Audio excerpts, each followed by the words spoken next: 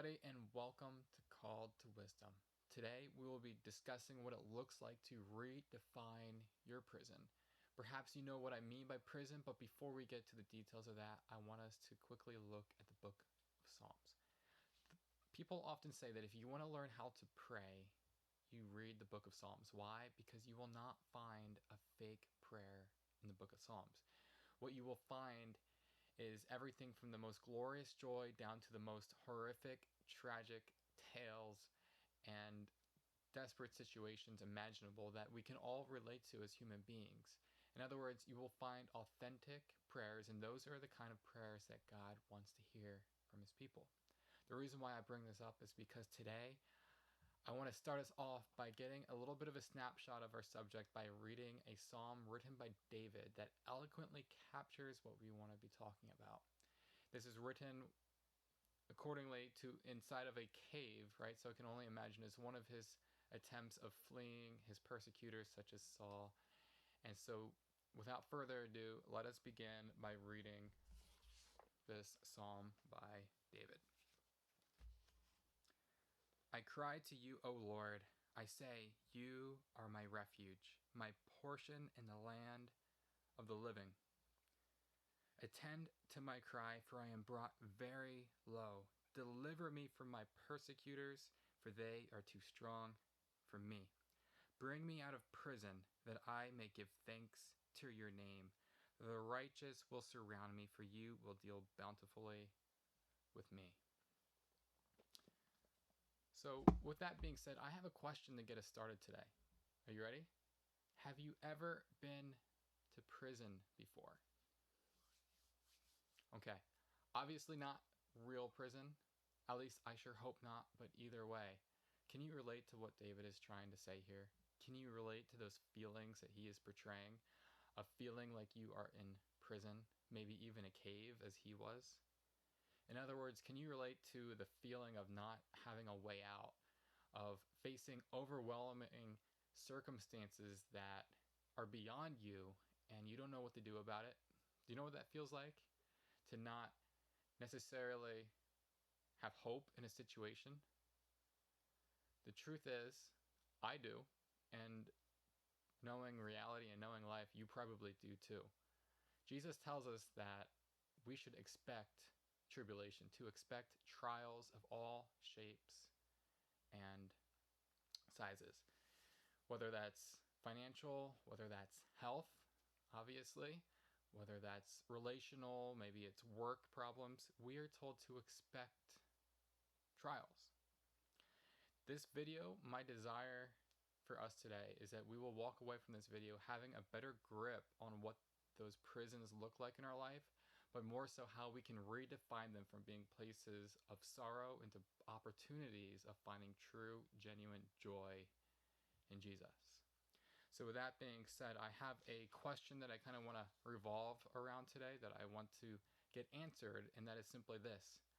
What do you do when you feel like you are in prison, when you feel like you are stuck and your life's circumstances are stacked against you? How are you to respond? That's what I want to be discussing today. Thankfully for us, this book right here is full of circumstances and people who are overcoming impossible odds, impossible situations and where they learned through faith in God were able to discover how to not only survive but to thrive the trials and the prisons that they encountered. Today, our story is going to be specifically coming out of the book of Acts. It's going to be coming from two men named Paul, as in the Apostle Paul, and his co-worker Silas. Working out of Acts 16, I just want to lay down a little bit of context before we get to the actual passage that we'll be focusing on.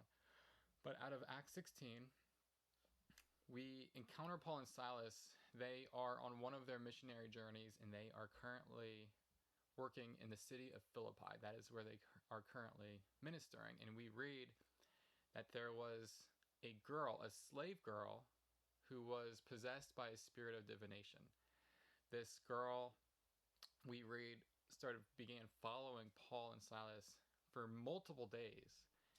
and she was declaring the truth of who they were and what they were doing, that they were serving the Most High God. Now, what she was saying was true, but for obvious reasons, Paul at some point got tired, because it's not the kind of, you don't want a spirit of divination to be the one proclaiming who you are. I'm just saying. So we read that at some point, Paul became greatly annoyed with this girl, and so he cast the spirit out of her. He cast out the spirit of divination.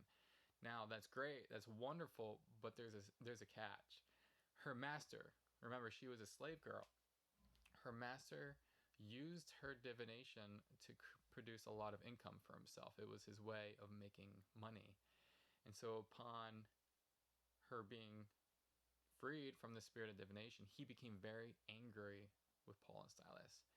And we read that he took them and dragged them through the city to the marketplace where all the hustle and bustle goes on, and he takes them to the rulers of the city and accuses them of being troublemakers and doing things contrary to their customs, right? So that's where we have it, in which we are told then that the entire crowd around them became stirred against them. So they have a mob now. And upon all of this taking place, the rulers ordered that they be stripped of their clothes, beaten with rods, and thrown into prison. Where we read that the jailer actually went the next step. He not only took them to prison, but he took them to the inner room of the prison. I don't know if you know anything about Roman prisons, but they're not a very nice place, especially the inner room, and he shackled them to a wall. Now, I don't know about you, but that's a pretty dire situation to be. I highly doubt Paul and Silas were expecting that to happen today, on that day. But that brings us to where we want to get into the details of the story. So the passage that I'm about to share with you, through this passage, we're going to learn a few things about how to deal with our own prisons and how to deal with overwhelming situations. So to begin, I want to turn to Acts 16. We're going to be reading verses 25 and 26. If you're ready, let's get started. About midnight, Paul and Silas were praying and singing hymns to God, and the prisoners were listening to them. And suddenly there was a great earthquake, so that the foundations of the prison were shaken, and immediately all the doors were opened, and everybody's bonds were unfastened. My goodness, honestly, there's so much to be said about that passage, and I would like to discuss a few of those with you today. But before I get to that, I just want to say, isn't it amazing what faith can do? Seriously, isn't it amazing what faith can do, no matter the circumstances? I do believe, and really the meat of this lesson today, this video, is faith is the secret ingredient to redefining your prison from a place of surviving, a place of sorrow, whatever it looks like, into a place of thriving. All right, it's an opportunity for faith to truly come alive. So with that being said, what I want to do is I want to break this passage down. So we're going to take it from the top, and we're going to look at point by point and see what we can learn from Paul and Silas.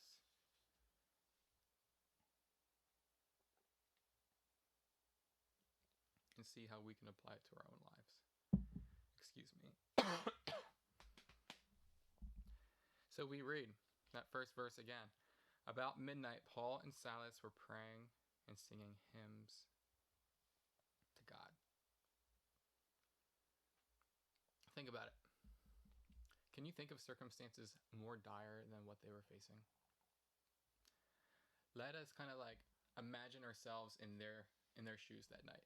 So it's midnight, and I don't know what time of day all of this took place, but sometime during the day they were stripped of their clothes. They were beaten with metal rods and then thrown into prison and shackled to a wall.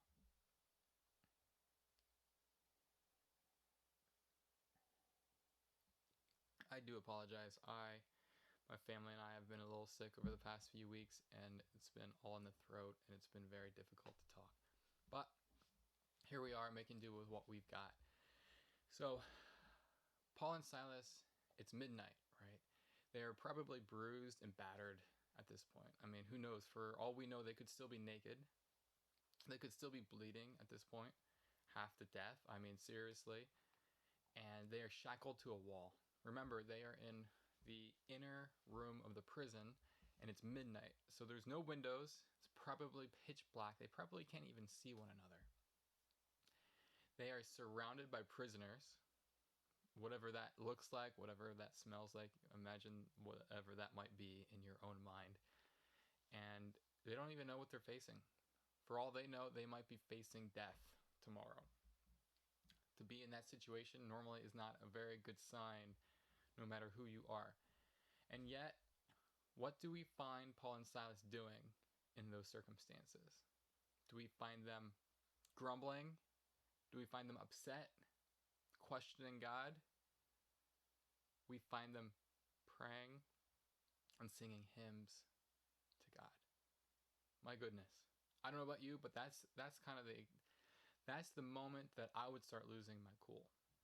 I'm just saying, can you think of doom and gloom a little any more than that? So my question is for you, how would you have responded if you found yourselves in their shoes? If you were basically kidnapped, beaten, and chained to a wall, how would you be responding right about now? Would you have faith? Would you be singing and praying? Or maybe you'd be a little confused and angry. Maybe you'd be a little hopeless. Maybe even questioning God. Lord, we're ministering for your kingdom. Why did you let this happen?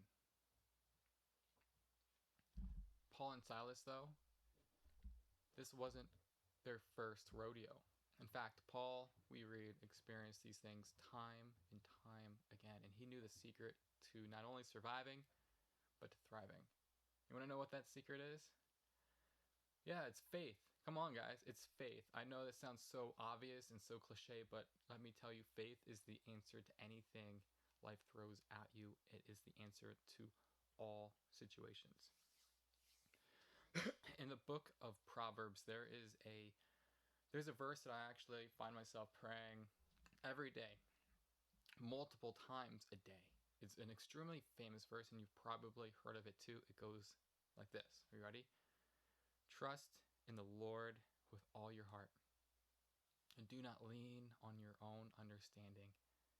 In all your ways acknowledge him, and he will make straight your paths.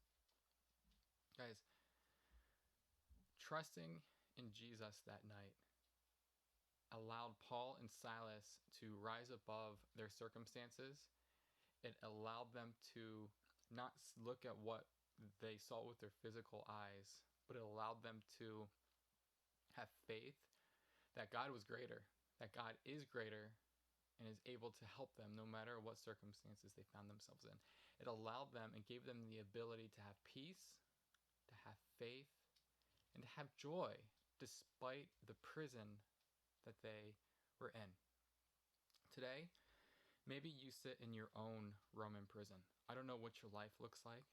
You may feel like Paul and Silas even. You might feel stuck, confused, bruised and battered, maybe even a little hopeless. You see the reality around you and you don't know how you're going to make it out. But may I share with you the secret? Yeah, once again, I'm going to say faith.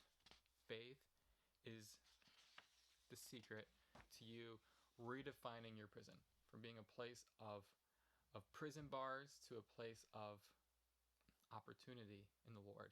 I'm serious, guys. Listen to these words. Trust Jesus. Declare faith to your circumstances.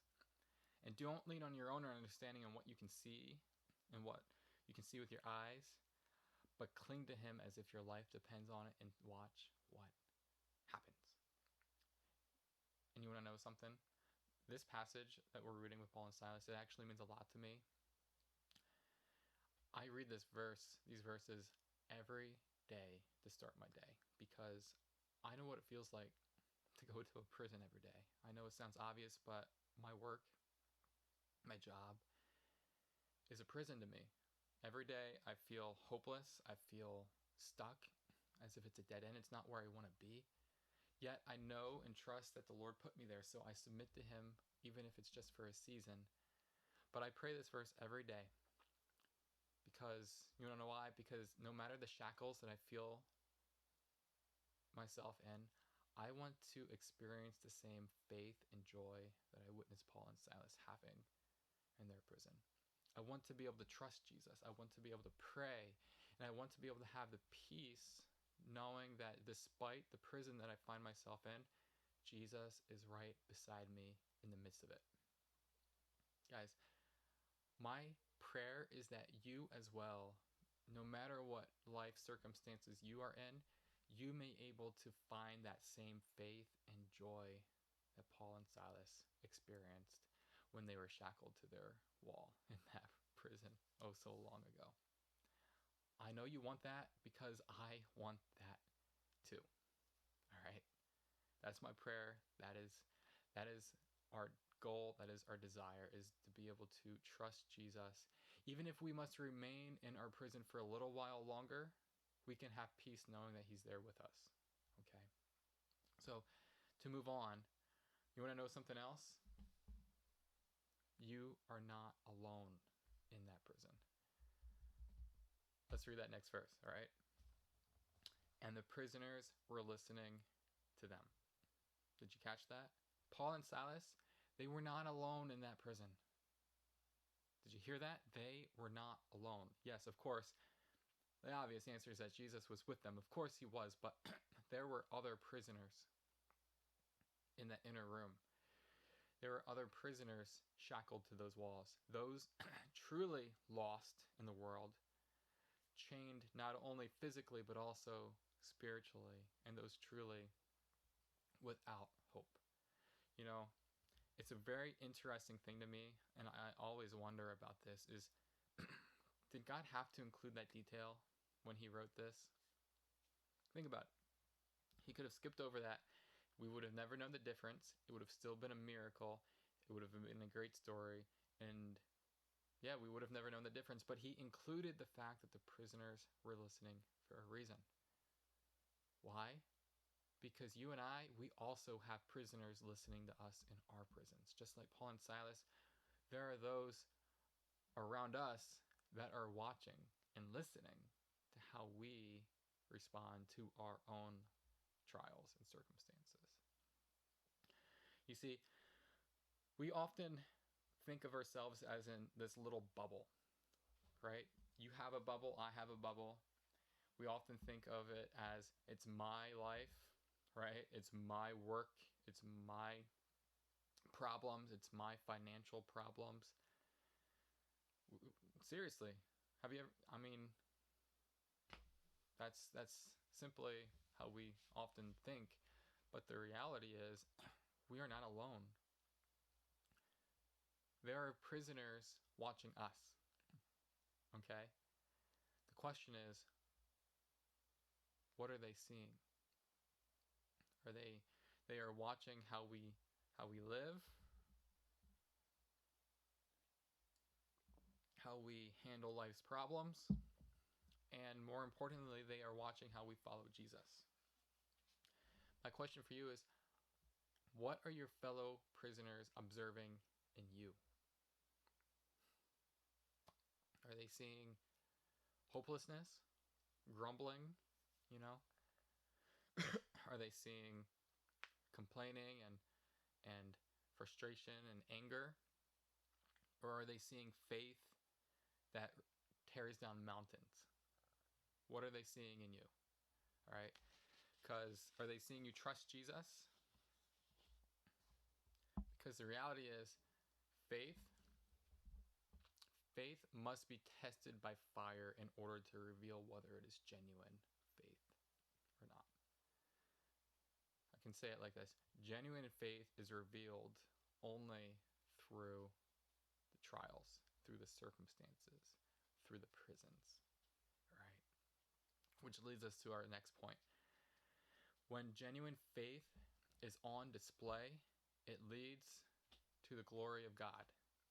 And suddenly there is a great earthquake, so that the foundations of the prison were shaken. And immediately all the doors were opened and everyone's bonds were unfastened. Everyone, listen to this. Though the world sees a bitter ending, God sees an opportunity to do some of his best work for those who trust him.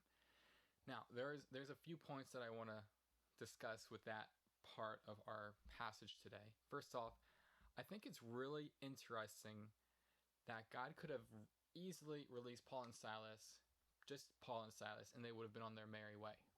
Think about it. We would have been like, wow, that's an amazing miracle. He actually did that very thing for Peter earlier in the book of Acts. Yet, this time, he shook the foundations and he opened the doors and chains for everybody in that place that night. Why? I think it's because the prisoners were listening. Those prisoners, they saw Paul and Peter be dragged into that prison, and they heard Paul and Silas praying and praising a mighty God.